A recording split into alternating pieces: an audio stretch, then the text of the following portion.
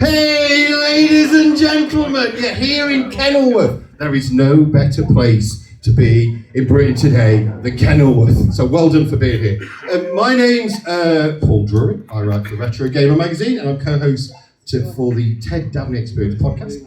I am not joined by my normal partner. Not that kind of partner, Martin Carroll, but he's very kindly done the presentation. So Martin, I miss you, thank you for doing all this. Okay, so one of the things I love about being into gaming is pointing out to Americans that despite their setting, Grand Theft Auto games was actually made in Great Britain. In fact, I should be more specific, shouldn't I? It was actually the biggest franchise on the planet, was begun in a little town in Scotland called Dundee, okay, by a small company called DMA. Wait, that logo looks like a little man. I just got that. I just got that. It's so amazing, okay? Anyway, we have not one, not two, but 5 alumni of DMA Designs. Now, we're going to meet them all individually, but first, can we have a rousing ZZap Live 2025 welcome to DMA Designs!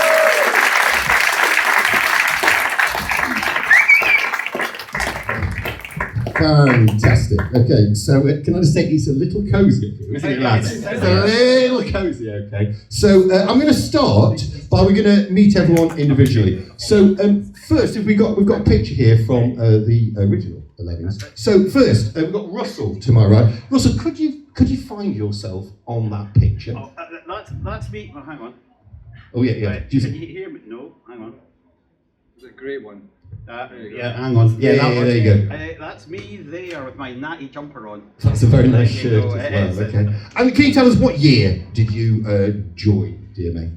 Well, I joined DMA at the very, very start. In fact, the first bedroom where more than one of us all worked together.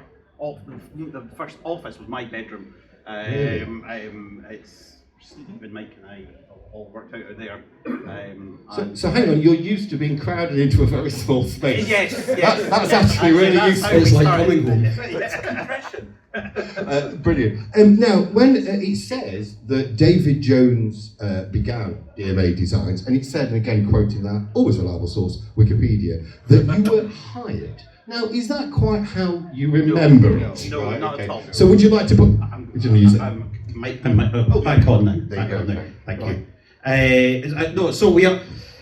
It's DMA started as part of a computer club held at Kingsway Computer Tech. Amateur. That's the one. There you go. It's so long ago, I've forgotten the name. And we all turned up. We all used to turn up with our Spectrums, Commodore 64s, Plus 4s, and the odd Dragon 32 and things like that. To the computer club, dragging our monitors up 3 flights of stairs, and met there. Some would sit and play games, other of us would sit and work out how games were made and things like that, and that's kind of where DMA started. And I discovered I lived around the corner from Dave Jones, and he handily is 4 years older than me, so had a car and could drive us there, which my dad was perennially thankful for, because he didn't have to drive us up. That sort of stuff, and that's where I met Mike and Steve and Dave Jones, who started the place. Yep. Okay, thank you very much. I'm going to move on to Mike. Mike, again, can you identify yourself on this picture? This would be here. Very smart. Handsome chap that I am. Very smart. Very smart. I'm still handsome, obviously. Were you similarly there as part of this club right at the start? No, I came along a couple of years after. I believe Steve was there for about a year, and then Russell and Dave appeared a year later, and I think I came almost a year after that. So I would have been about 16 or something, 15 or 16 by that point. In that case, I'm going to ask you, so when you arrived, what did you make of the setup? Were you this is going to be great, or I'm not quite sure what I've let myself in for here? Yeah, it was more coming in the door and going, oh shit. Okay. Because it was just a turning up to this thing that you knew nobody. And most of it was kind of, all this kind of game copying and stuff. But pretty quickly you find folk that are more like-minded and, you're doing something a bit more interesting. So I think within the first time of being there, it was you started to form these connections. Otherwise, I just wouldn't have gone back. So it must have been that first time where it kind of clicked, and these people were interesting. Yeah, well, the fact you're still sharing the stage with them now boded well. Okay, I'm going to move on to you, Gary, again. Can you find yourself on this picture? So, you are on it, aren't you? Yeah, up there in the corner. Oh yes, top right. Okay, top right. That's me in the top corner. And when did you join DMA? I started with DMA in 1989. I had connections with Russell through church activities, and Russell explained that he was involved in this Motley crew. and I was invited to come and join it. It was at the time when DMA Design did get the first actual office, out for bedroom into an office. August 89 was round about the time, yeah. Okay. And September you joined. yes, I became the second employee. Mike was the first employee. Okay. I was the second employee. So that means that you were actually employed. So I'm going to ask you, can you remember the interview? There was no interview. Right. So No, can you official tell how interview this process? When people says I was a second employee, normally, I presume there was strict vetting of your. But I just wondered how you got that job. Through the connection with Russell, invitation up to the office, being able to see the Amiga, what it was capable of. I was interested in animation, and through trying out the DPN program using the Amiga, I was there for a little while just trying out various things, and Dave offered me the position, the job, and so I Can you remember accepted the that. specifics? Because he came in the first month that we were there and we were setting up, and Russell brought him up, and he was looking at the walker animation from Blood Money, Right. and he put points at all the joints and stuff, and then took away the background and just looked at the animation and stuff, and then started doing his own bits. And it was kind of clear at that point. It was just really This guy interesting knows what he's doing. Animation, yeah. Okay. Fantastic. Let me, now on to you, Brian. Again, this is actually quite tricky for you because you're right under the screen. But Brian, where are you on it? Thank you. That's me. There you go. Okay, I've still got that jumper. Right, no. What a collector's item there. I think you might see it later on. Brian, again, when did you join? My first involvement in DMA, I went to the Kingsway Computer Club, but that would have been sometime in '88. And it was shortly after Dave got his Amiga. And I remember he was doing the CopperCon one or something like that, was one of his first demos. And he was in the hacking scene. So I kind of went to the computer club as well, but I got started, it's a little bit of a long story, but I got started one day myself, because Dave and I were both in the degree science, we're doing the science degree. And we were sitting in this really boring lecture. It was what was it?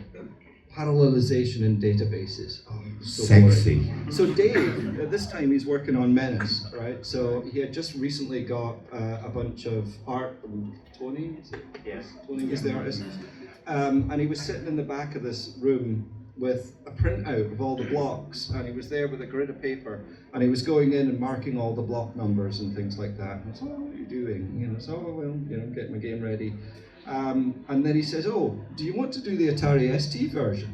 I'm like, all right.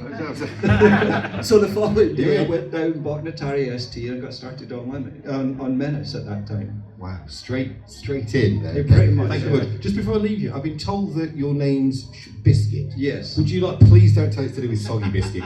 Why are you called Biscuit? Okay, yeah, because I've got a ginger nut. Oh. Plural of ginger nut is ginger nuts. So that's really somebody figured Thank out. you. Could have gone a lot worse, actually. So, thank you very much. Okay, and finally to Steve. Again, Steve, can you find yourself on this picture? I've done it before, so yep, that's me. Okay, now so Steve, when did you join, Steve? I kind of just hung on until I was stuck. Really, I went to the Kingsway Amateur Computer Club to begin with. I was the first one there. Mike turned up, and then variously people turned up. And like he said, it was mostly, wow, look at the computer I've got, look at the games I could copy. And then, look at the games I could run on my machine. The Spectrum's better, the Commodore 64, no it's not, 64's better, and so on.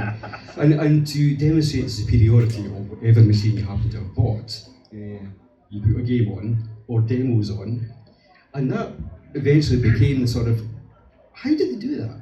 Yeah. So it kind of contracted, there's this little group of people saying, we can make games, rather than just, demo them. I rather like that you said that partly the rivalry between machines. I remember that kind of, that tribal, do you see what I did there? You see that link? See that link? Okay. That kind of tribal aspect of my computer's better than your computer kind of helped spur you on. What side were you on, Steve?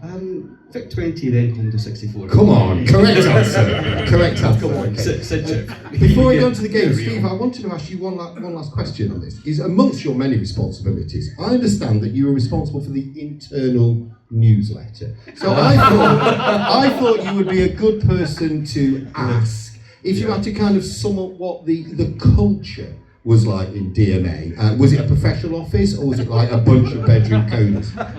Sorry, I think I'm going to take the fifth here. A bunch of nerds. Well, we were friends, first and foremost. It was a very different culture when it started off. It was just, a few of us.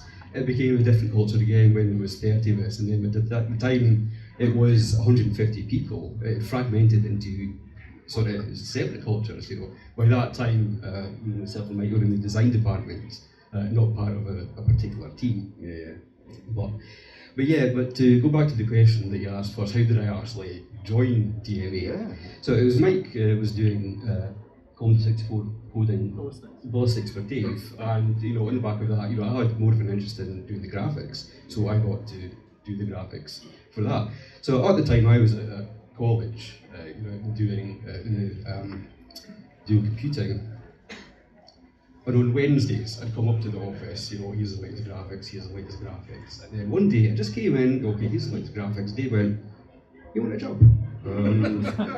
Okay. Was it loaded for you? Yeah, and that is how, because I had the computing course, I was halfway through a science degree, and I was like, I can hack this.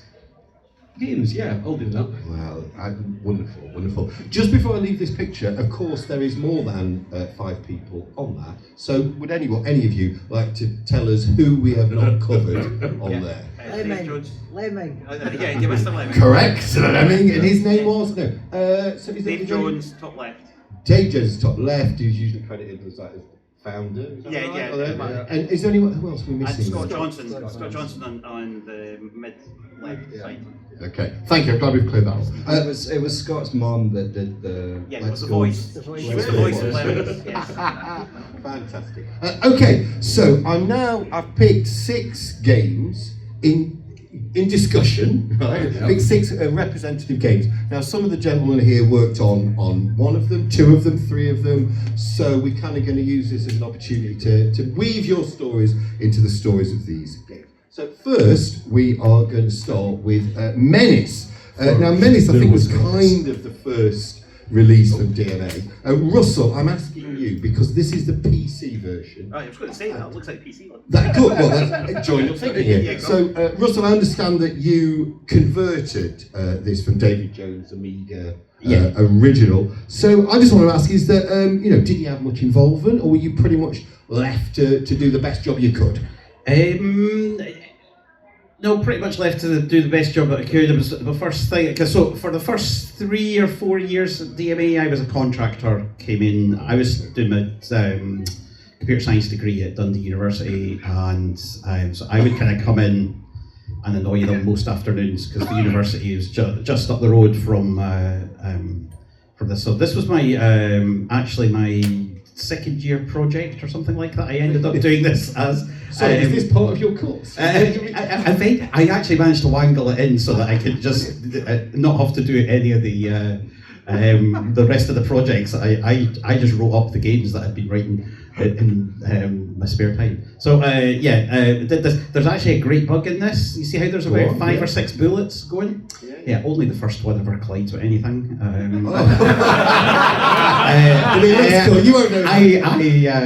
I worked that one out about 3 months after it released. All right, okay, I'll just keep quiet about that one. So that's a scoop for today. But I did the PC stuff, so I'm afraid, I know that this is Zap Live, it's all Commodore guys here, I'm afraid I was the Spectrum and PC guy. That's it, we're a broad church. That's it. Broad church, okay. We'll say, in terms of the game Menace, I mean, with the best will in the world, I'd say R-Type was a pretty big influence. Was David quite open? Oh yes, yeah, I think we were all were. I mean, one of the things that we would do is, on a Saturday, I can remember in the 80s, pretty much most of us would meet up at some point at the arcade in Dundee, and we would sit and go through all the actual games. Definitely R-Type, Nemesis, Salamander, they were all favourites. It's personally, I like Gauntlet. I could play through it on 10p. I'm interested in, you see that giant clown there? Okay. Yeah. Was that modelled on anyone? not specifically. Okay, I'm glad we'll move quickly on from that one. Most of the graphics were all done by Toby. So, okay, that's good. Now this is, I'd say, quite a fun blaster, but certainly feels like DMA were kind of finding their feet. Okay, can you say how this game then led to the deal with Psygnosis? Have you got a take on that? Well, to begin with, it was I can't remember what was the game that was called. It was on the Cyclops label. Yeah, it started off with on the Cyclops label because Psygnosis were trying to diversify a little bit from the main label, keep big games on that, and then release on the Cyclops. But originally, it was actually going to come out as a different game name. I can't remember what it was. Draconia, that's right. And it was shopped around a few different publishers, but Dave kind of clicked with Ian Hetherington, and that kind of started us on that particular route. And it kind of fitted as well with the sort of aesthetic. We always really liked the Psygnosis style, art style, the way in which they did It things. did end up, start going to Houston first. Yeah. That was the first magazine cover it was on. But it was going to be a port to Zynaps. And obviously with original stuff you get more. And he always declared that Psygnosis were the ones he chose because they were the closest. A deeply strategic decision. I've got on my notes that, Brian, that you did some work on this too. Is that, first of all, before I... Is that correct? Yeah, I did the Atari ST version, and I'm really sorry about that. So that, well, I wanted you to talk. My word was, what were the biggest challenges making it good? Well, there was no hardware scrolling was the biggest issue on the Atari ST, so you had to copy the screen. I did it in that one, I think it was 16 different screens, each 2 pixels apart, and then just blitting it every cycle. So it ran a bit slower than the Amiga version. And then, of course, with the limited color palettes and things like that, there was this kind of gold color bar down at the side, but it was partly there. One reason was because we couldn't extend the screen to do it down at the bottom. And the other one was it made the screen smaller, so blitting the screen was a bit faster. Okay. Well, I don't think you need to apologise for anything at all, Brian. Okay. Thanks so much. Can I just interject here? Of course you can. Of course you can. Oh, excellent. The magazine Mike mentioned, had the Draconia on the cover. At that point, it had my temporary. It turned out spaceship graphic on it. Oh, I see. Did that get you in trouble? No. I was doing graphics, and then Dave discovered Tony Smith, and then it was all over. It didn't have the Draconia thing at that point because there was no name to it. Still there was no name at all. No? Draconia was actually reviewed in magazines as Draconia, and loads of them went out, and it was literally the last minute where it got swapped to Menace. So there's loads of magazine reviews with it as Draconia. So was it? Am I missing something? Why was the big? There was another game called Draconia. Oh, so it's classic. It's like the originals and the new originals. It's got a bit of Spinal Tap there, hasn't it? Right, okay. Right, thanks so much. Okay, so thank you. I've got another little comment as well. So the initial start off of Menace, and you guys can correct me if I'm wrong with this one. I mentioned Dave's CopperCon demo, one of the very first ones. It's basically a follow-on from that because he was very much into the demo scene at the time. So teaching him how to use the machine. But yeah, it came straight out of that. What a link from the computer club. Now I'm going to move on. These are all chronological, so we're moving. This is now 1989, and it's Shadow of the Beast. Now, Mike, you have worked on many games, many great games, and you've also been really proud. You've been really proud of some of the contributions. So the fact that I've chosen this one for you to talk about, how much do you hate me right now? The hatred is quite high. Thank you, okay. Yes. I'm glad we're over this side of the I screen. am twitching a little bit. Okay, so why was this? This is the PC Engine version that we are looking at. I think we're still looking at. Oh yeah. Is that why was it such a ball ache? So many reasons. It changed an awful lot because it went from a cartridge game that's nice and simple to a full CD-ROM game. We had it all kind of running for a cart game, and then I think one of the head of the NEC publishing came up and looked at it and started going through all the contract with Psygnosis, going, where's this, and they'd promised the moon basically over things, and none of that was there. So they ended up going back and well, we'll make it a CD-ROM game stuff. And the machine itself was lovely, but the dev tools were terrible. I ended up pain's still there. Yeah, I ended up writing my own set of dev tools for stuff, but I got stuck in a rut because it is just huge amounts of just data entry, and I will say that Steve saved my ass on that. Because I went off for 2 weeks and then I came back and he'd put in all the really boring bits that I just froze on. But it went on forever. I think it was almost 2 years in total. Which back then that was a normally it was 6 months for a game, and a game like this on CD-ROM might have been 9 to 12 months because of the CD part, but 2 years was just huge. Can I just ask, because the PC Engine was never big here. I'm trying to think if it was ever officially released here, but it's certainly not big here. Yeah. I just wondered why was a small company up in Dundee. Why were you making a game for the PC Engine? What was the thinking? Yeah, they've got a Japanese one in, the little white one with the cat, and it was amazing. And we had kind of Gunhead and stuff playing on it. I think there was an R-Type link. Sorry, Yeah, I think part of that was an R-Type link as well, like the best version of R-Type, so we really liked R-Type as well. Gunhead and Mr. Haley they had on it. So. Yeah, Mr. Haley was a big influence on Blood Money. Yeah, well, that's where it came from. And then Psygnosis were getting a contract to do it, and so that was our first bit into actually doing console games, and Dave really wanted to do it himself, and then I was going, it's 6 level 2, that's my job. Be careful what you wish for, mate. There, okay. This, of course, was developed by Reflections. I think Martin Edmondson, particularly Paul Howarth. I think. Mike, can I just ask you, converting a title as opposed to create a new one? Pros and cons from your perspective. Okay. We got the source to it. We glanced at it and threw it in the bin. Yeah. We'd like to introduce Paul Howarth to the tab key. Yeah. That would be very interesting. We got the source to ballistics as well, which was the first one we got, and that was Reflections. But because of the maths in it, we had to understand the source. So I spent a whole weekend going through the ST source, tabbing in 13,000 lines of source to try and format it so we could print it out, and Russell could go through and actually dissect it. So hang on, it's not just his pain. It sounds like the pain was shared out here. Do you want to? We ended up doing ballistics. Mike did the Commodore 64 one, I did the PC one, and then I did a PC Engine version of it as well. While Mike was using Mike's development tools that he'd done for that, I did the PC Engine one. Okay. Can I just bring Steve in? I think you did, again, going on Mike's helpful notes, did you work on some of the graphics for this game? Is that right? I can't remember the PC. I remember doing the level, laying out the levels for it.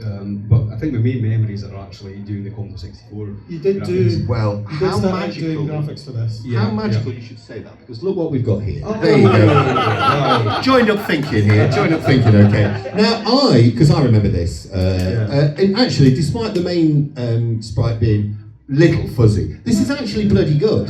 This plays really well. It's really fast. So maybe could I stick with Steve? Did you program this, or you did it? No, I did the graphic conversion, which was taking all the lovely colourful, high resolution mega graphics and cramming it into a character set. Yeah, and I think So- you should be, don't you think, folks? You know, for the humble Commodore 64, right at the end of the 80s, did a bloody good job. What was the biggest challenge then? Well, the challenge was there's not many characters Yeah. to do that. Oh, yeah. So it's like each character, unless it's very specific, has to do double duty. Well, that character can look part of a tree, it can look part of a mountain as well, and then maybe jiggle a pixel here or there so that it looks okay in both of those contexts.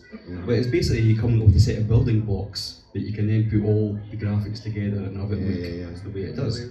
I'm going to ask you one more, and again for anyone on this one, is that, as I said again, this is a conversion, and it was a well-remembered game. Okay, is that at this point, did you think, I didn't think we'd signed up to be jobbing programmers doing someone else's work? I wondered if this was a bit like, oh shit, is this what I signed up for? Well, this was actually transformative for me Okay. as well, because it was Richard Spinfin. Richard Spinfin, because he coded it up, and every once in a while, every couple of weeks, I would cycle down to his house with a tape. Oh, and a shout out to Tony Crowther, 3-in-1. Oh yes, these Absolutely, editors. yeah, that was couldn't be done without it. So get the graphics on tape, bring them down, and then we'd load them. He would put them in, and he would show me the work so far. So you'd load it up, and then end of the level, load the next level, and it's a blank screen, and it's a blank screen, and it's a blank screen. This is. What would it help if I wrote some text to just bridge this gap? So that now you're going into the dusty depths of the underground. It didn't really mean much, but it was just something to look at. Okay. So, in terms of the conversion stuff, the idea was to do conversions to pay for original stuff. So David get lots of conversions in, we do them, and then he'd try and get original stuff out to then fund other things. It was kind of fundamentally part of the business model at DMA was how we were actually doing it. And there was a real. It was a real part of the sort of team ethos. That's what we did. We all kind of mucked in and did various parts. I think the only person who didn't do any conversions was Dave himself. But the rest of us, that was all kind of part of the thing. But what was great there was that we actually built up a real sort of tool set and tool chain of methodologies, different ways of doing things, where we were actually quite happy to just jump in and do anything on a particular. For some reason, I ended up doing loads of sound stuff. You don't want me doing any sound stuff at all, ever. I've ended up doing that most of my career. It ended up with sound. It's like, It is I'm not interesting back interested. in those days that it gave you a grounding in every part of the game, which you don't really get now. Yes. So you became very much kind of job or just, what do you need done? Okay, I can do it. What an apprenticeship. Yeah, What an exactly. It was a great education. Beautiful. Now, you mentioned that you'd sometimes take on conversion work so you could do original stuff. Well, look what we've got next. Gary, this needs no introduction. You need an introduction, Gary. Gary, thank you so much. Everyone likes an origin story. So, from your perspective, perhaps you could tell us the tale of how Lemmings came to be. Lemmings came to be initially through Mike had done an animation using DPaint of little characters getting into difficult situations. I don't know if you have that animation around. Oh, for fuck's sake. I've got moving pictures. What do you want? A good visual representation of what Lemmings came from. This is this animation of little characters walking along, and because DPaint had an anim brush tool where you could select a region, copy an animation, and then paste it in other areas of the screen, then the little animation could be easily duplicated. So there were many of these characters around the screen getting in difficult situations. They were getting shot by a cannon. Yeah. That is a difficult situation. And eaten by a clown. That was a later edition. That The was, original one was the cannon and the 10-ton weight. Yeah, This that's one is squashing by a weight, and So there's a little story, I think, that we should say about how that came to be. Because we used to have little challenges that we would do, like over lunchtime and things like that, where we would take little bits of games and go, how did it do that? And we were looking at, so there was an argument over how small you could get a character but still keep the animation. And that was we were doing Walker at the time, and the animations had been done for these characters, and they were all about 16 to 20 pixels high. And I was like, they're far too big. They're not the size of an 880 Walker to a person, scale-wise. That this isn't right. We should have them smaller. And there was a big argument going on as to how much character we could actually keep in them, and that was kind of what you were trying to prove at the time. Yeah. So the discussion with Scott, I'll say discussion, I'll be nice. With Scott was that they were way too big. It should be much smaller, and I'm sure you could get them in 8x8s because I'm sure I've seen it. I hadn't actually seen it, but just my brain has said I'd seen it. So I went off and just made what I thought was right. They ended up being 10 by 8, but 10 high. 10 Yeah. So we weren't quite right on the numbers, but actually it's close enough. It's pretty close. Gary, let me come back to you. So I understand that you were responsible for much of the animations in the game. Is that Much right? of that, Okay. yes, yeah. So do tell. I mean, looking at it now, it is incredible how much character and movement you get from a handful of pixels. How did you go about? I mean, they really do look like they're moving. How did you go about just making it look so characterful? Taking the initial animation that Mike had done, which was a little bit rigid, and I tried to add what in animation is called secondary animation, where some parts follow the main part, like the solid parts would be the lead, and then the hair and the floppiness of the feet that I added was something that helped the show of the animation. There was an example somebody did for the documentary that was done, showing them side by side, and there's literally like 2 or 3 pixels difference, but it makes is such a a world difference. of difference. Yeah. Gary, is that your background? Did you do a degree in art? Or? No, I did a science Sorry, degree. why is he laughing? Right. Well, I did a science degree, but through those years, I kept thinking I'd like to do something more visual and creative. And after finishing my degree, I got this opportunity to do animation in the. Let me ask a bit while you're so I'm going to continue asking you, Gary, but this may be a chippy one. One of the reasons Lemmings is brilliant is the whole concept of assigning the Lemmings different roles, miners, blockers, whatever. I just wondered, is that something that was planned out from the start? Or did it kind of evolve like, right, if it's going to fall, we need to knock down floaters, whatever.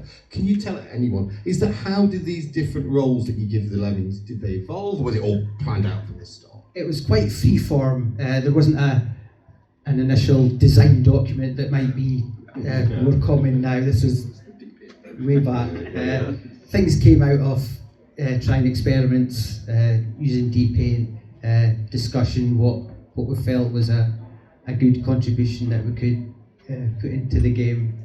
And so, because we were having this game that manipulated the background, that was a fundamental feature of the game, so we could have characters that added little bridges or dug away at the background scenery as well. That's how the idea for the characters came about. Yeah, so there was quite a bit of time between the initial graphics being made, and I did a demo on the PC, because one of the issues that we had was how many could we get on screen? And we also knew that our target platforms were going to be PC and Amiga, mainly because that's what we were doing, ST as well, along with that. So we did a bunch of tech tests on what we could actually do. I got 100 Lemmings working in around about just over a frame and a half rendering side of things, so we knew we could have enough time for the rest of the game. For 100 Lemmings, that was what we ended up kind of targeting. And doing the background and how we were actually going to do the techie stuff. And there was almost a year between starting that and actually getting started on the proper game. Yeah. What I remember was that it eventually came about that the Amiga version used 100 Lemmings. Yeah, but we ended up doing 80. PC had to be restricted slightly to 80 maximum. That was because Psygnosis insisted that our target was an 8 megahertz PC, not a 12 megahertz one. So. Okay, that's So that was the difference between the Amiga and the PC version. I want one more question with you, Gary. Apparently, tell me if I'm wrong, is that everyone designed levels, but you were particularly responsible for the levels with, and I quote, heavy with popular culture references. Do tell us which one, yeah, that's a worrying face. Do tell us which ones are apparently you designed that were heavy with popular culture references. Can I think about that? You definitely can. Or even pass You completely? you certainly can. Well, Mike, apparently yours were themed based on other DMA games like Oh, I Menace. think, sorry, maybe not the level itself, but the names. I think yes. that was the... We all had that kind of thing. Because I did it as well. I think all yous were named after those. I did the special levels, which were the Psygnosis ones, because Dave wanted to have these special levels through just as a fun thing to have. So, I think you did one based on Shadow of the Beast, which you must have been absolutely. You think I've left this behind? We took anything that had dual playfield stuff that was only the kind of 16 colour stuff, because that's what we needed for the game. So we were limited to which Psygnosis games we could use. So Shadow of the Beast 1, 2, Awesome. Menace, the men's level, From the other. Menace. But they couldn't use any traps because the colours weren't suitable, so we just had to do it with the layout. So they were never quite as good, but they were very pretty. Okay. I'm going to ask if any of you want to chip in here. Wait a minute, So, hang on. Can I say before we move on? Yeah, of course. We're not moving on, don't worry. What happened was we had an editor to make the levels with, and so there were blocks that we could paste onto the screen, and that would become the level. But with the special levels, I think it was just one big screen that made the levels. These individual levels weren't made by the blocks that we could. Yeah, they were done in deep in. Brian, did you want Yeah, so there was just something about the level design. I remember Gary was a minimalist. He would try and use as few blocks on a level as possible. And he got some complaints. You had to actually Had to go back put some and additional dress things them up in. a little bit more. After I'd done the art gallery one, when I did this big long one that looked slightly prettier, and Dave then looked at Gary's and went, yeah, nobody's going to pay for that. go and make it pretty. But they're still functionally the same. It's fine, you don't have to apologise to anyone. A classic Gary level would be like 3 blocks and an entrance to the next set, and that was it. And you still couldn't finish it. This one. I did want to, because I think one of the wonderful things about Lemmings, when you're talking about it now, is that everyone had a hand in it and often designing levels. So I wanted to ask any of you, in your particular view, what do you think made a good level on Lemmings? Maybe you could tell us how you try to put it into practice. That one's a classic one. Did you do that one? Did you do it? Oh, sorry. I suspect that's a Gary one. That's a Gary one. There's a lot of dressing that does nothing at all. Nothing at all. It's just that bit at the functional part start. is only there. That's what I mean. 3 blocks, an entrance to the next set, and that's it. The things that I liked about it was you either made the player do multiple things at once, so they had to dash back and forward, or you did something that was non-intuitive. So I had one that was hero time, where you had to send a single lemming over the top kind of thing, and everybody spent all the time trying to get them past the rest of it. So it was just that little bit, of alternate thinking kind of thing. I think from the business end of things, I think it was actually really interesting as well, because it was one of the first teams, I think, whereby we did all 3 platforms in concert. So we were actually all working. There is no lead platform. So the Amiga one it was not the lead platform. We were not converting the PC one. We were actually building all 3 platforms were done at the same time. I did some of the code for the Amiga one and the ST one. Biscuit did some code that I used on the kind of PC end of things. Dave did some stuff. So we were actually all working together on this one it was one product done with 3 lead platforms. Okay. The fact that that you were all working closely together, and indeed that's a really relevant point on different platforms, is that when you were creating these levels, be honest, were you kind of creating them to challenge each other, maybe possibly show off to each other? You can be like, is this one of the reasons why they're so bloody hard, some of them? Yes. Yes. Is okay. Thank you. Did you realise at the time, like, right, this is really hard, but we're brilliant at this I game? said before to something else that by the time we were actually making levels, we were experts at it, and we could spot solutions in seconds. So we were always trying to find the level that could fox the rest of the team for more than a minute. Yeah, something that would be sneaky. So it was every level we did, you had to beat a master player, so they were always hard. Right. I think the real key came when Gary basically went through and reordered them and did the difficulty level. That's what makes Lemmings such a good game. It's his reordering of them. Yeah, we had a set of levels that we would select which ones we thought would go in the game, and we reused the backgrounds that were made, but then adjusted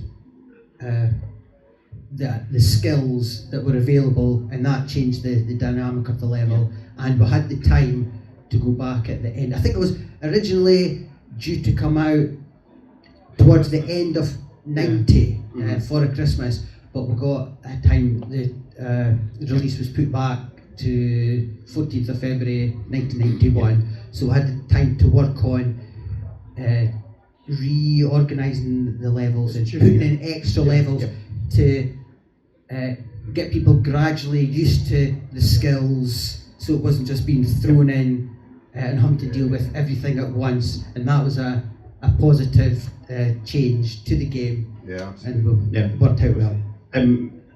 It's one of the things that we didn't have a publisher for a long time. Nobody really understood it. Psygnosis actually passed on it to start off with, and it wasn't until closer to the end of around about ECTS time in 1990 that actually they picked it up and kind of got what we were actually doing, because nobody else really kind of got it at all. We sent this out and go, how do you shoot? No, well, hang on, what are you doing? You're saving them. Right, what? Why are you doing this? And what's this mouse thing? How can I use it with a joypad? Go, well, no, it's, we take it for granted now, but actually people were really confused by it. I mean, it really came about when Dave took that 3-level demo down to Psygnosis, and he says he took it down, he left it on a machine, and by the time he came back from lunch with Ian, it was on every machine and everybody was playing it. But it just halted the production. And just to go back with what Gary was saying about the level stuff, the little tutorial levels and then that gradual difficulty. I mean, it's effectively turning into a case study for how you should be getting in a game and introducing stuff and all that kind of thing, because it's seminal to how it all works. So to the point where you get very, very young kids can pick it up and play it for a bit because it has that gentle introduction. And that's all down to Gary's layout stuff. It's the actual game we had running by about the September-October time frame, but we took the next 4 or 5 months were just spent crafting levels, reorganising things. I had to do not just VGA version, but EGA, CGA, TGA, Tandy, every other blooming graphics card on this. At the same time, I was actually writing ballistics on PC Engine as well, and trying to start a PhD. But Who said men can't multitask? Exactly. Very good. So there was a little bit of time. I remember, was it August or September that year? I had been in the States, been working at summer camps, and that was one of the first times I tried out the real demo. And of course, I messed the level up and I blew up the Lemmings and so on. And I laughed so hard, I almost fell off my seat. It was like, that was the funniest thing I'd ever seen. And it was one of the things that makes the game classic. Yeah, I think the humour in it was a contributing factor to the popularity. Just a quick thing on the different versions, which you don't really get these days, which was all the graphics conversions. Steve obviously did the PC graphics conversions, all the different things. And you obviously don't get that these days, they just go over. But there's so much effort in taking the graphics over, converting them all down, making them usable. Respect you. Just, Respect you. Now, of course, thankfully, the gaming public did get Lemmings, and it was hugely successful. So, first of all, I'm going to start with Brian, actually, if this is okay. Right. So, actually, let's rather lead in there. Is that, first of all, bearing in mind that initially Psygnosis were like, what is this? I don't think we're going to get.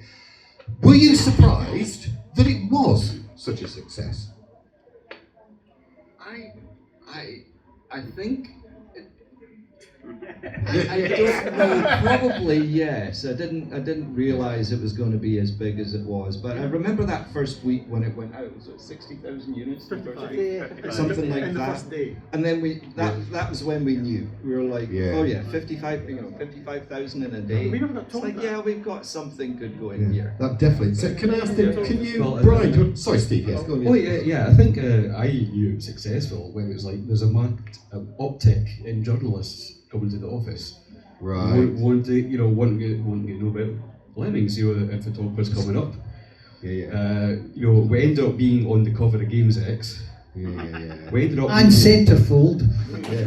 Sorry, please do not share your centerfold. It was sublime. Okay. Should I stick with Brian for a minute? So it was hugely successful. I just wondered, how did this presumed large influx of money, how did it transform the company? Well, we definitely didn't get paid more. Right. Okay. This is what I was wondering. Did it change anything? It did change things because it was there was a lot more cash around. It was simply that, and I think pretty much most of it was fed back into the company. And Dave's Dave lost cars. I was going to say, was it all fast cars and loose women from here on in? Was that? No, I never experienced. Okay. Sorry, Mike. Sorry, did you have the fast cars and loose women? Sorry, is that what? No, I'm still cycling at work. Dave, every time we get a new contract, Dave would appear in a new car, so you knew something was going on. We actually moved office after this. Initially, we were trying to get out to Dundee's Technology Park, but we were told we were not big enough or anything. Once the Lemmings stuff came out and there was money, it was like, oh yeah, there you go. Okay, so you could see some of it, even if it didn't go straight in your pockets. Can I go back to Brian? Okay, so it's done really well, and there's been various add-on packs and things like that. But on screen now, we've got Lemmings 2, the Tribe. This is actually the Atari ST version. So again, Brian, sticking with you, is that, in your opinion, how do you go about approaching a sequel to a game that's been so successful? We need to keep what was good, but we need to make it a bit different.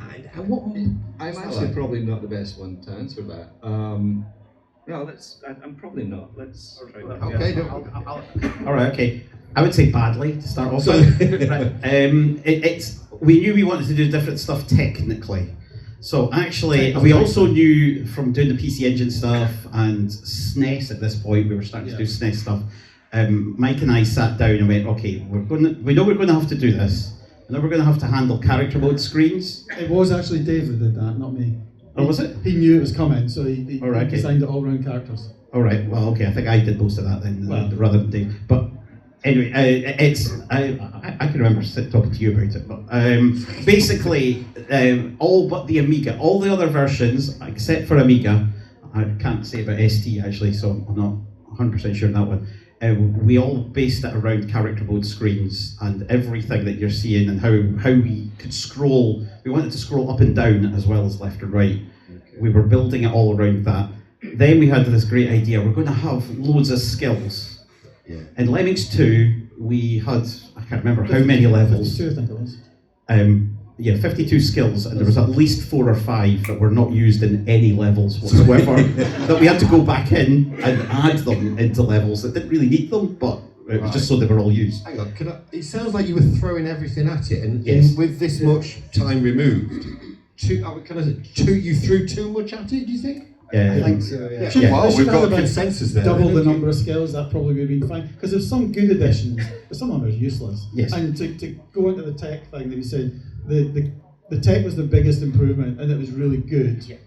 Can I come back to Brian? So I want to give you. Is it Brian? Wasn't part of your role at DMA the keeping the networks going and the tech? Right. Come on, give your time in the spotlight. Talk us a bit about. I'm doing my best, lads. Right? Is that tell us a bit about how the tech that was powering the stuff we're seeing on screen? Well, the first network was installed once we moved to the technology part. So it was SneakerNet we were using, floppies everywhere at the time, and so I installed the network. I did all the cabling for all the office and everything like that. Bought all the equipment, figured out how to use Novell. This shit matters, doesn't it? Yeah. So it was that made life much easier. As soon as we had the network in, file sharing became a lot simpler. All of that sort of stuff. Yeah. Okay. I'm glad I asked that. I do remember him on his knees around the office constantly, having to solder the wires back together again. How are your knees now, Brian? Are they there? Okay. Can we come back to the game that we're looking on screen? Okay. Is that one of the things I always appreciate about this version is that, and I think I'm getting this right, is that you can complete a level if you just get one lemming in. So, and different to, I'm pretty sure the original, it was often you have to get certain percentages. I just wonder if that was a nod to you saying, we have got a more mainstream audience, we're not just making this for each other.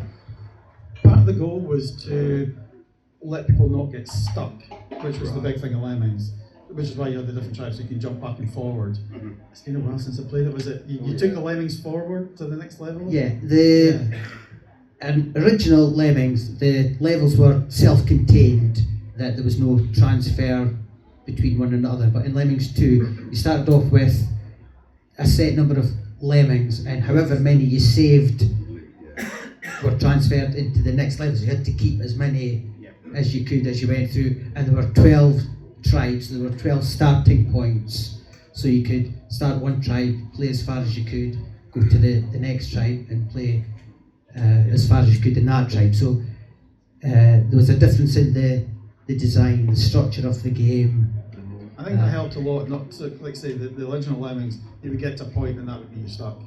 With the original Lemmings was a codes as well for each level, but in Lemmings 2 it was a save game, so you could save your game and reload it from that position as well. One thing that wasn't noticed in the original Lemmings is that code actually contains all the results of all the previous levels.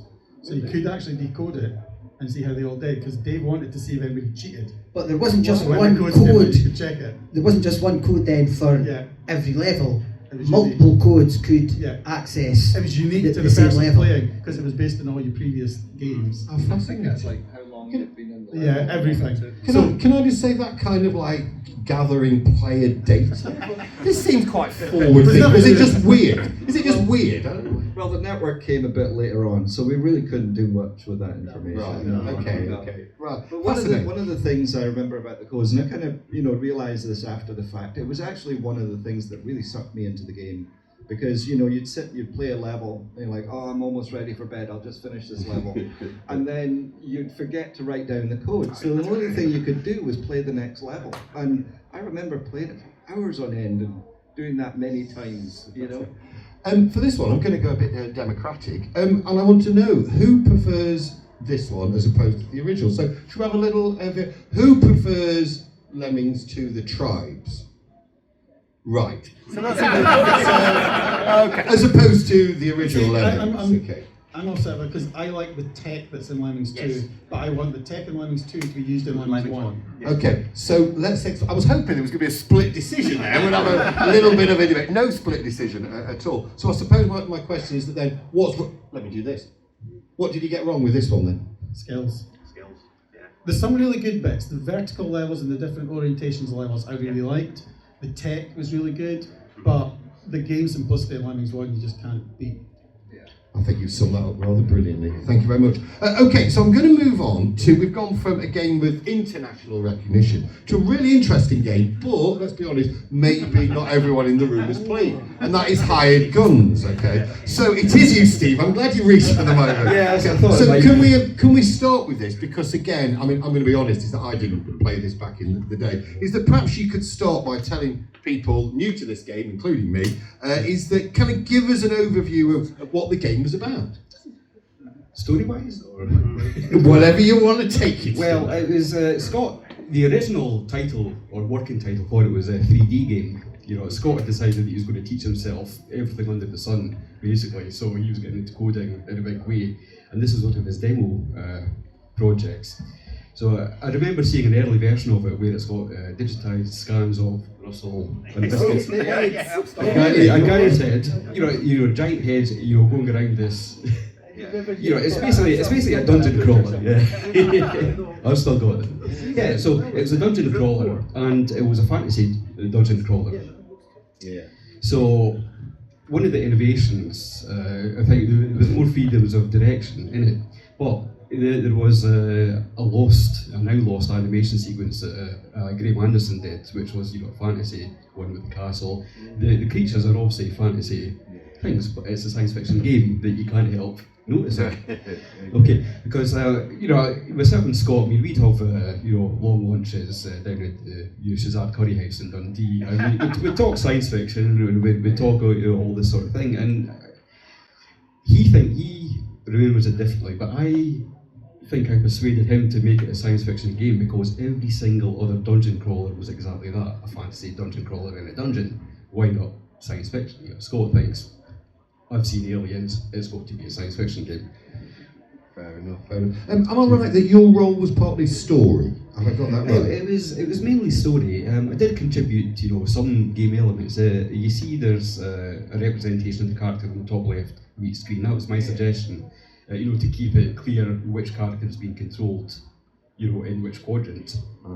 Yeah, but yeah, it was. I was sitting in the not quite cubicle, doing various things on the newsletter. As you say. And at the time, I played a role-playing game, Cyberpunk. The tabletop version. Yeah. So when we, not any of the DMA guys, but when we played the games, afterwards, I thought, I looked up a wee screen sheet, which was a Cyberpunk thing, which was, a loud, raucous, newsletter kind of thing, which, kind of fed into the thing I was doing, sort of, how our characters had done on the game.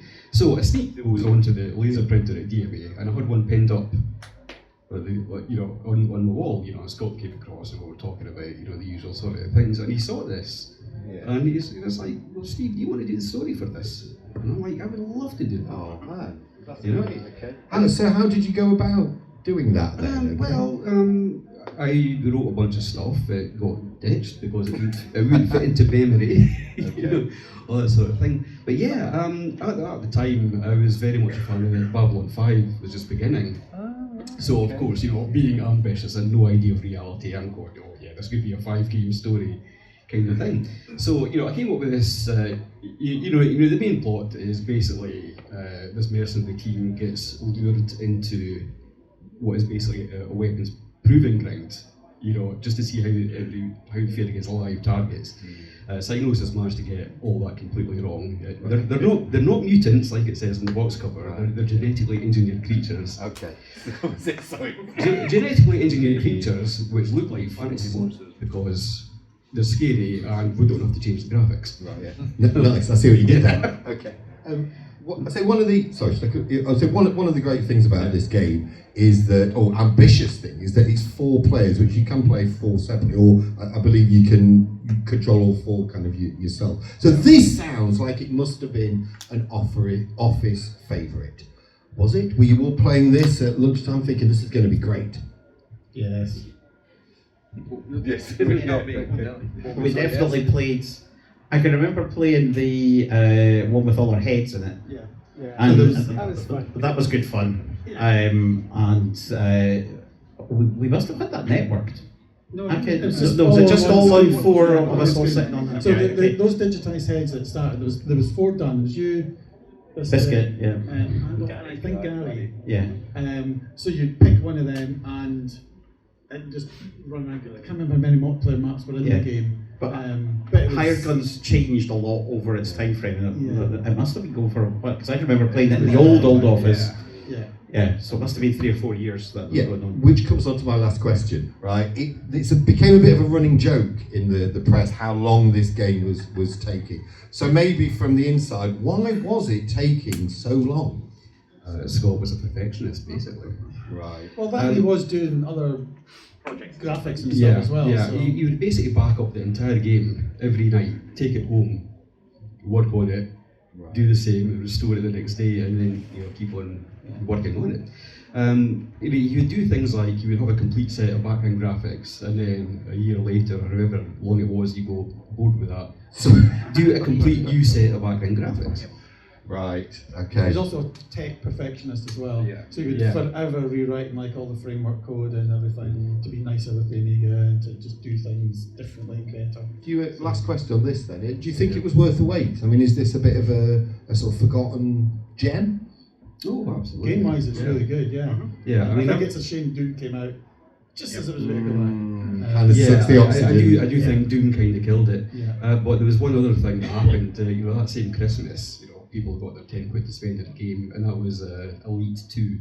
No, sorry, Frontier Elite 2 came out that Christmas. So And then they took it back because it was broken. yeah, okay. Well on that little slammer. Okay, so I'm coming on to the final game of our 6. But actually, before I go into the final game, is that, hang on, this is supposed to be GTA slot Mike, but hang on, what the hell are we looking at here? What is this? This will get you a takedown notice from Take 2, that's what this is. So initially I was just doing R&D stuff. I just finished SNES Lemmings, I think it was. And Racers, and I had a bit of spare time, so I was just playing with some ideas. I wanted to do an isometric thing, I'd never done one. Once I did that, I went, it's very pretty, but it's very boring. Can I make it spin? So I came up with a way to make it spin.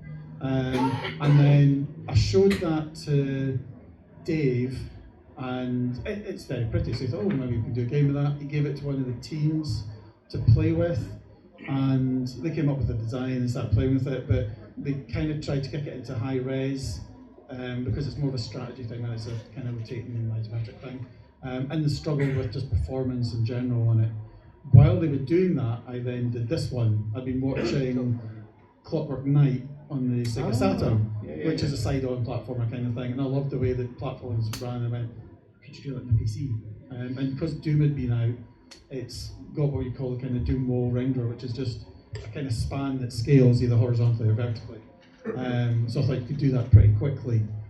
So I did this thing that just did a cube on screen moving left and right, and then I built a whole load of them to get a bit of perspective in it to make it look a wee bit deeper. I showed that to some of the guys. They were working on Body Harvest, I think it was, or they were just starting with kind of Dream Team stuff. I've got a blank spot with Body Harvest. Oh my god. And one of them, John White, had said he'd been trying to get a racing game past Dave for years and wasn't interested. So I suddenly realised that I put a wall in the distance and painted roads on it, they suddenly looked like buildings. So I did that and put a car on it and went, showed this to Dave. And then all of a sudden it's, oh, that's like a city, isn't it? So, not a racing game, wasn't interested in that, but as a city, it's got a very confined view, you could do a bit more with it.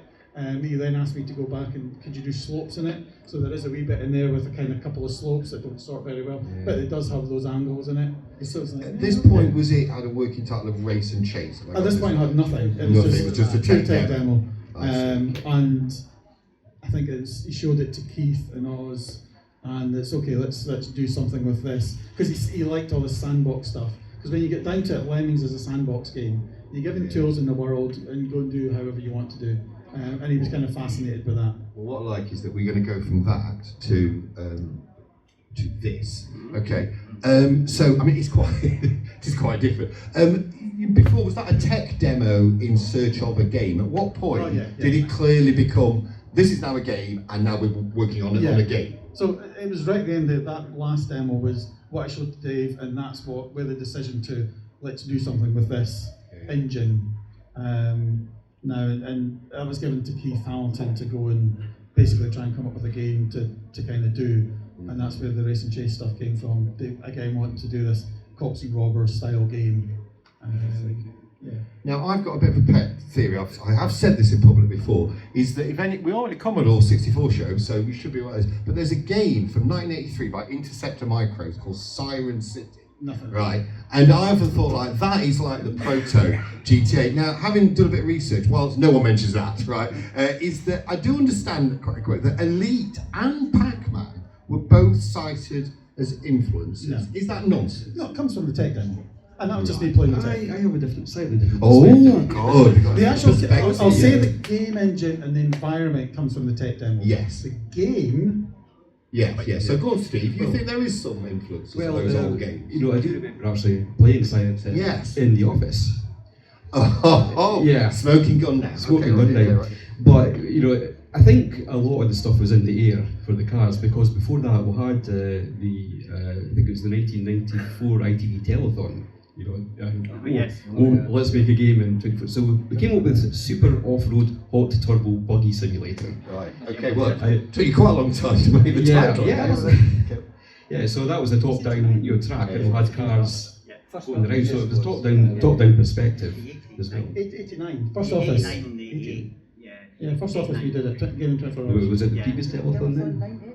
Okay, we're 89.90. We'll sort this out later. Okay, lads. But for now, tell us about how you've gone from this tech demo with some influences to this, a full game. I mean, the basics were there in terms of there's a car, there's a city, let's get a living city going. That was the kind of core concept right at the start. After that, in terms of evolving to what it is now, it underwent lots of different changes and evolutions over its years. It is true that nobody wanted to pay cops, they couldn't really get that mechanic working to be interesting, but everybody was driving down going, oh, that's a nice car, I want that car, I want to steal that car, and that's just what everybody wanted to do. So, that's where the fun is, that you follow the fun. Yeah. What a beautiful phrase there. I wonder, the fun is right. I also thought the open-endedness, and whilst that's one of the reasons that GTA, even at this level, is brilliant, I always wondered, is that a nightmare to program? To try and program open-endedness, right, as opposed to follow this game that I've created? I've got a slightly different perspective, because I actually left DMA just after doing Lemmings 2. So I had my own place, Visual Science, and we were asked to come back in about 96, something like that, to look at doing PlayStation version of Grand Theft Auto. And so my perspective on the tech side is to actually take this game, which was built for a PC, which was built for, it took up about 90 meg, something like that. At the time I started looking at it, it took up a lot of memory. 90.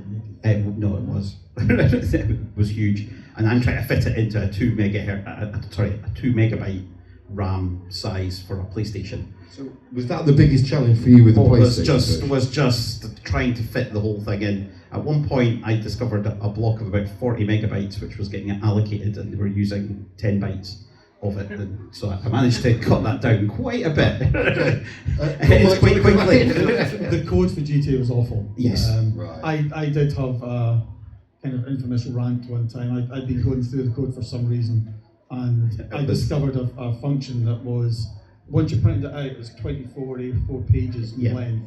And I threw a total wobbly. It was about 5,000 lines of code. There was a giant switch statement which did every ped.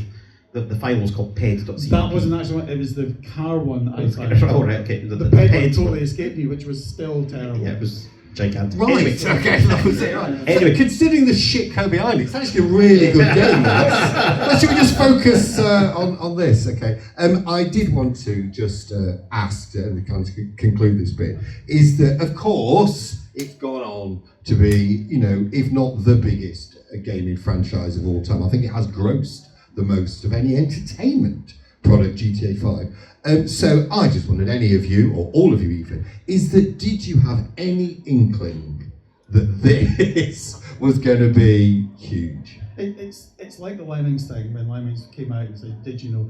You never know. You make a game that you think is going to be fun, it's going to be good, and then you kind of throw it out in the world for it to see and see what happens.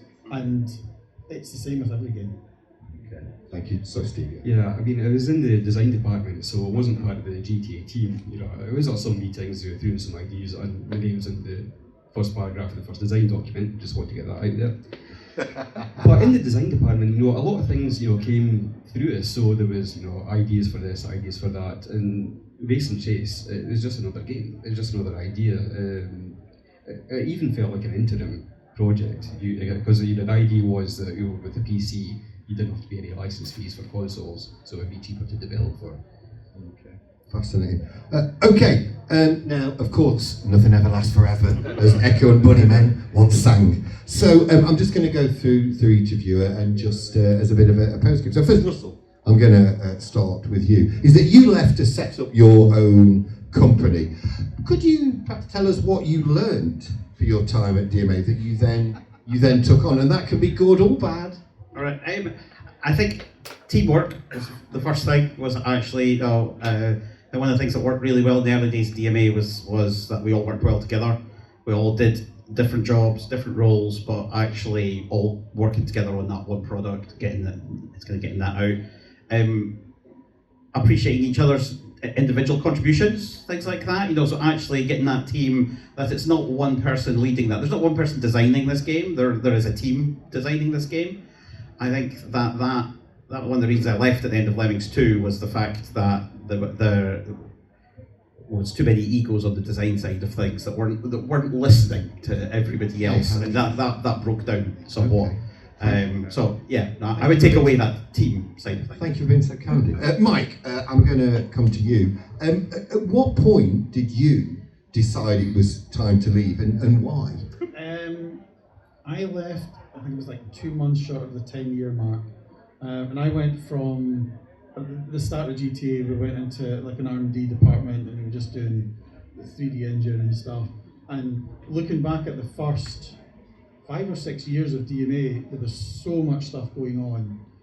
Yet the next 4 years, there was next to nothing. It was all a blur. It was just the same thing. So I felt part of the furniture in terms of it was just plodding along, doing the same kind of thing. Particularly given the mammoth success of GTA, do you ever regret that decision of leaving? Do you think if you stayed and things might have changed? No, I left to join Visual Sciences and do R&D on like PlayStation 1 and all this kind of stuff. And you kind of leave to get new challenges. And I think staying at the same place forever, you do just get stuck in that rut. And every time you swap a job, you get that kind of new boost. Thank you, beautiful. Gary, over to you. Okay, so Gary, I'm going to ask you, what were your kind of overriding memories of your time at DMA? I remember the fun, the way the team worked together.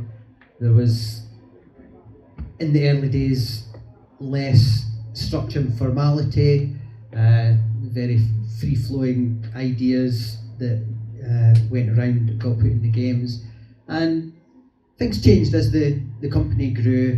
There was over then 100 employees. There was a different feel to the company than in the early days, but it was still interesting to work there. Since your career subsequent to leaving, have you ever found yourself comparing a workplace that you've worked at since with DMA, and favourably or unfavourably? After DMA design, I went on to work at Denki. At Denki, the projects weren't so big. We started off doing handheld console games, and then went on to games for Sky TV. Did a whole lot of them, and it was interesting to see the way the production for those games developed. It was a very I can't think of the word, but it was a good production system. There was the pre-production phase, then production phase, then the post-production phase for each of these games. So it's more organised, is that what you said? It was more organised, yes, and it was a good. How honest? How is it? And Brian, over to you now. Brian, a long time has passed. A lot of water has gone under the bridge. So, are there any secrets or stories that you now feel prepared to share about your time at DMA? No idea. I think I don't think I did. Oh, yes. Hey. Yes, I remember one time myself, Mark Ireland and a couple of the other guys had gone up to the office. It was kind of icy outside and things like that. And David let me borrow his car, his Vitesse. And, we were all up there having a grand old time. And then when we left, we're like, okay, yeah, let's go back up to my place and all that stuff. So there was myself, and then Mark. Was it Mark that was driving? Yeah, I think, and we were kind of driving out the place and being idiots, driving way too fast. It was a little bit icy. So Mark hit into the back of Dave's car, and I had to make that phone call from Dave to tell him what had happened. He thought I was joking. Yeah. Oh no. That's the worst thing. I still got that chunk that came off the car. You still got the chunk? One of the things I wanted to add was one of my memories of DMA is Chair Wars. When we moved to the Gemini building, one of the things that we would do if we were bored was we'd get in our chairs and we would go down the hallway as fast as we could. There's a game there. Into them. You know, it was so much fun. When you talked about confessing something to Dave, can I come up with that? Yeah. Looks like all bets are off now. Where you go, Gary? Here's the story. Nothing to do with game related, but Dave had bought some gerbils. And, Wait, hang on, this is not going Richard Gere, is it? and Okay. he bought some gerbils, and they were in the car in a cage, and he'd asked me to deliver them to his house. So I was driving this car with a cage with a couple of gerbils in it, or chipmunks or gerbils, and they got out the cage because the cage was on its side, so the base tipped. The creatures got out the cage and they were inside the car somewhere, and I thought, oh no, are they going to get through the gap in the gear stick and get into the engine? And I thought I'm going to have to phone Dave and confess that these pets have got into the car engine and been... The other one I remember from the first office is when Dave came back with his golf clubs. They hadn't told Pam that he bought, and he had to hide them in the bathroom when she came up. And then the second time he did it, he went out one lunchtime and then came back and had bought a car. He bought his Lotus. And We did hide that in the bathroom, didn't we? Fantastic. Steve, I just want to finish with you. Steve, looking back at your time at DMA, what would you say you were most proud of? Oh, it's got to be Guns.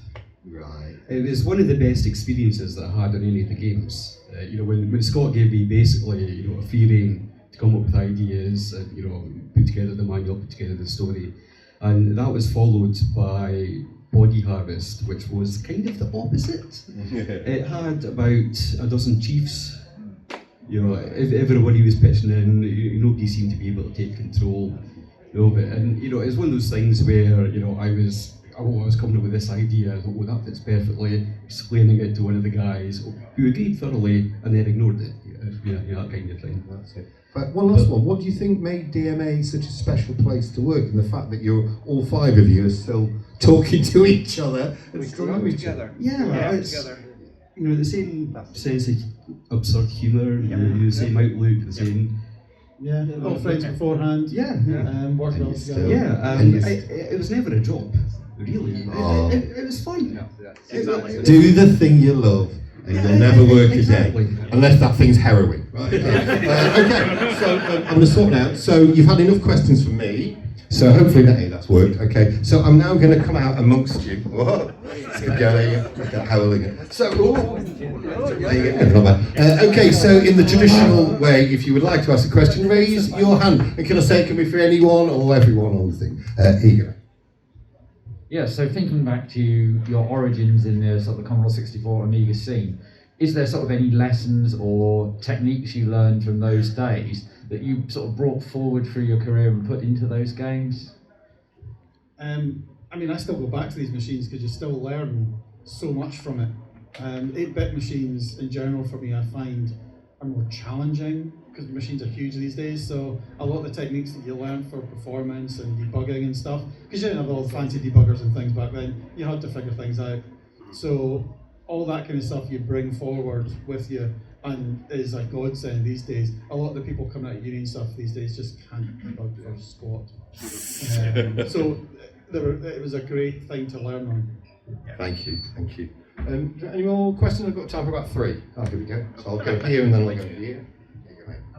What inspired the music behind the Lemmings games, using the old classic music? There's a good story. There's a good story around that. Originally, we had the original demo of Lemmings. We'd used all sorts of theme tunes: Mission Impossible, Batman, a whole lot of Addams Family, things like that.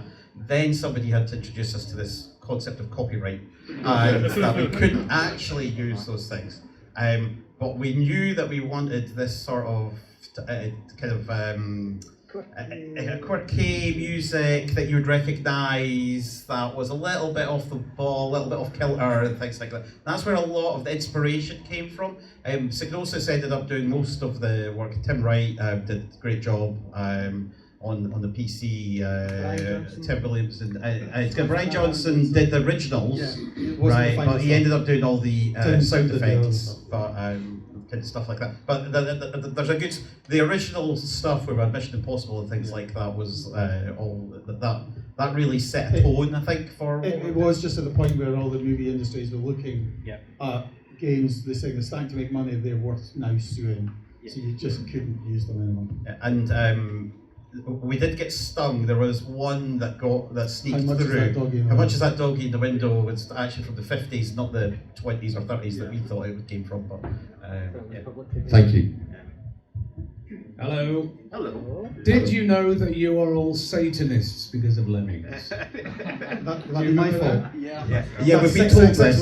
Yeah, we've been told this several times. Yeah. So at Psygnosis we had a letter from someone in the deep south of America because of the hell levels in That was Lemmings. so funny.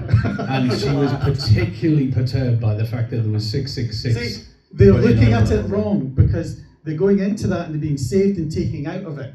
So you're being saved from hell. Yes, exactly. I'm sticking to that. It's all perspective. I've just got two more questions to take. So this young woman here.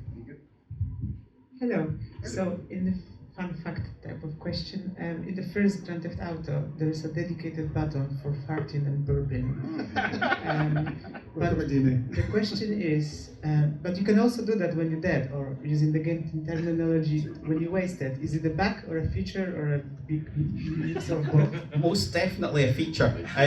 You've got to remember that Grand Theft Auto is a bunch of Scottish kids taking the mickey out of Americans and American culture.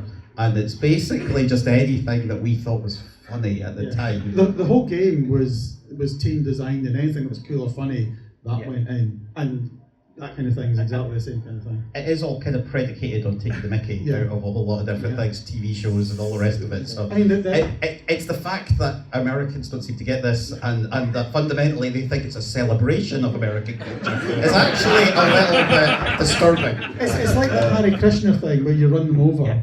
And that was because Colin and I were in the one and only time that been Hare Krishna was in Dundee playing music. We happened to be there, and Colin walked behind them recording it. That went into the game, and then somebody went, "Wouldn't it be funny if you just ran them all over and got bonus?" Okay, I've just got last couple of questions. Hello. Yeah, I'm down here. You've got lovely voices. I've enjoyed listening to the voices, but I can't really see you because of all these monitors and things. Just a very quick question. I think most of the audience probably remember Lemmings from the Commodore Amiga. That's where I first encountered Lemmings. But just recently, I obviously 8-bit computers. I've seen the Commodore 64 version and things like that. But recently, I picked up on disc the Amstrad CPC version, and it absolutely blew me away. That it was, I don't know. Earlier it said like there's 100 Lemmings on, say like the Amiga, and then they had to drop it down to 80. I don't even know how many is on the Amstrad, but I was just amazed. Spectrum one had 20, so probably similar. What about the Game Boy? Oh, yeah, but the Game Boy, they did it as characters, not sprites and things like that. So we were always amazed. No, so we did 16-bit stuff. And we ported it to different things. Biscuit did Lynx, and we did the Philips CDI and 3DO and things like that. But we didn't do all the ports. We were always amazed. Yeah, we did the Spectrum one. John Dye did Spectrum. Yeah, and but we were always amazed at what the guys who were doing the 8-bit versions, what they managed to get out of it. The Game Boy was probably the most impressive. The Game Boy one was probably the most impressive. If any of you are out in the audience, there, we'd like to talk to you. Hang on, last question over here. A little while ago, you mentioned the magic words, Body Harvest, one of my favourite games. Did you work on Space Station Silicon Valley as well? No, I left by that point. Ah, right. I thought so, but I just wanted to ask. Yeah, I got an Thank you for Body Harvest. Did you fix the bug in Silicon Valley? Sorry? Did you ever hit the bug in Silicon Valley? I didn't play that one because I couldn't afford it. Nah, you can't actually complete Silicon Valley. Right at the end, there's a jump you're supposed to make. You can't make it. Actually finish it. And the Space Station Silicon Valley team are the team that went on to do GTA 3. They're basically that same team. There was a moment in the development of Lemmings where the levels that had been designed initially for the Amiga with the 100 levels were reduced to 80 levels for the PC version. But because the target for Lemmings was as a percentage, the percentage that you needed in the Amiga version was obtainable, but there was a moment when I thought that the percentage that was then required for the PC version, where there was only 80 Lemmings, was going to be unreachable, and therefore the game wouldn't be completed. So I struggled and struggled to play that level just to make sure that level could be completed, and therefore the game would be completed. But that was a moment when I had a moment of panic. We did have that on SNES as well, because the SNES only had 80, so there had to be adjusters for that as well. Yeah, and I think it's funny because in different audiences, this is obviously a European audience. In America, it's the PC version that they know, not the Amiga one and the ST one. Yeah, I think the only version of Lemmings that went out that couldn't actually be completed was the Archimedes. Because I played that one through all the way, and I think you got to the second last level, and as soon as the Lemming came out, the level died. There was a kill screen in Lemmings. I actually found the bug and then fixed what the bug was, but they didn't republish it. So. Can I just say, well, ladies and gentlemen, thanks so much for joining us. Can I just say, hang on, wait, we give them the rousing report here. Can I first say thank you so much to Chris, his family, and the team, Ben and everyone, for putting this fantastic show on. I'll be back at 2 o'clock for Frank Gaskin, a fascinating talk about games that weren't. After this talk, is it over? Is that right? Is that all 5 of the boys will be crowded. We're very much crowding you, aren't we? We'll be over here signing stuff. But before we finish tonight, this afternoon, is that please have a huge round of applause for Russell, Steve, Brian, Mike, Gary!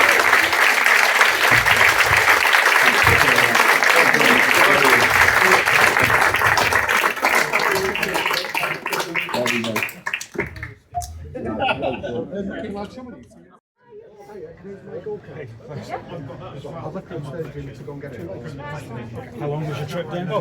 Oh, about 8 hours or so yesterday. I'm from Dumfries, so it's like all right, 5 hours. all right, yeah. So, we had to yeah, give you a Hammond peg up to the extra hour. Yeah, no, we were because the M6 was closed as well for a bit in the afternoon. Well, he did. Oh my god! The rest of us were a complete road trip. 2 weeks ago, I worked in their editing. I think from the TV now. That was a 6-hour train trip. Yeah, no, we kind of came out. It was good.